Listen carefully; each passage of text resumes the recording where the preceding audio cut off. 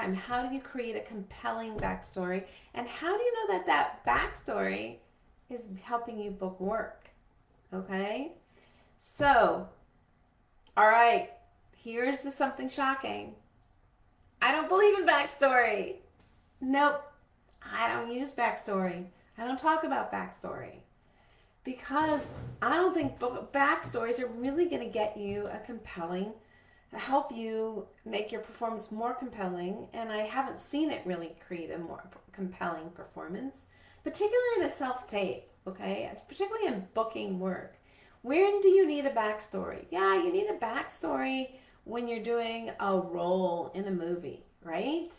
And you're there and a lot of that's probably going to show up in the movie, or then there's going to be stuff that you can bring. But the problem is that most people are so busy making stuff up and making up a backstory, they forget to live in the current story, the live, in the moment story.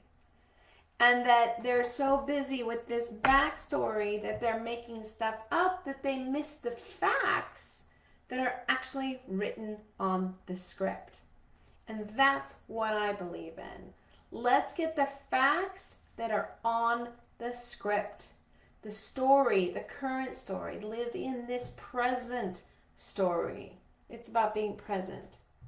Okay, so that's why I think if I go in there, and I've seen this happen with so many actors, and I know for me, actually, in my own training, they never really talked about, I never got backstory in my graduate school training. It was sort of an assumed part of acting. Like, well, you have a backstory. You work on emotions. You have feelings.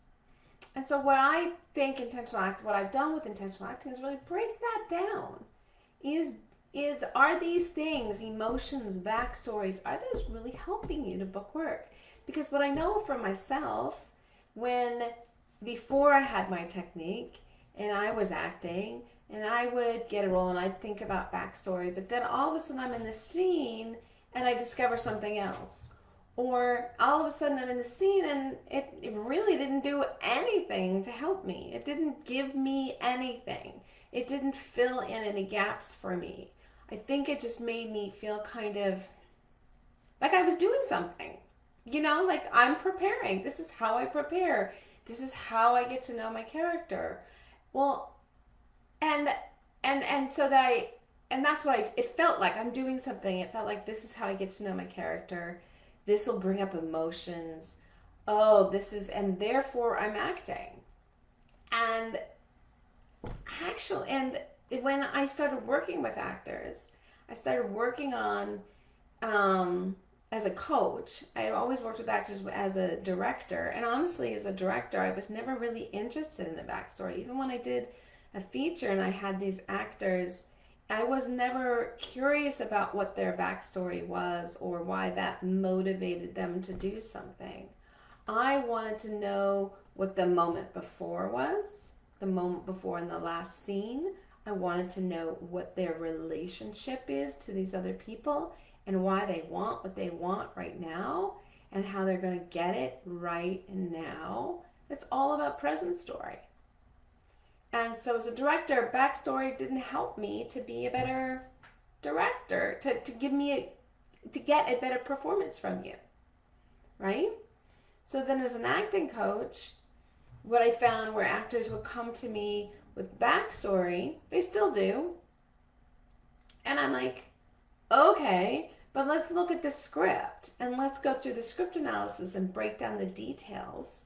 And let's see that this backstory that you've made up has absolutely nothing to do with what's going on in the scene, actually.